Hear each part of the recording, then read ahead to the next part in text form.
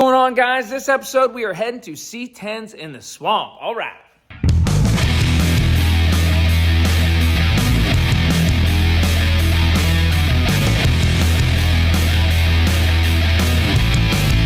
Welcome back to the channel. If you're new to the channel, I am Joby. This is the Natural Gearhead Garage, and we are headed to C10’s in the swamp in Brooksville, Florida. It's a little over 2 hours from here. We're here in Central Florida. I'm filming this after the fact. We've already went to the show. We had a great time there. It's their first annual, like I said, and I believe they had around 150 trucks show up. Don't quote me on that, but that's a really good turnout for your first show, which means next year the show is going to be even bigger. Third year is going to be huge. So put it on your calendar for next year to check it out, especially if you're into these old trucks.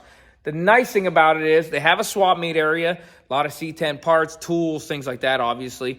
But a lot of these trucks have LS swaps, turbo swaps, superchargers. So if you're building a project truck and you're curious about putting airbags on it, you can go and look at these trucks and get some really good ideas.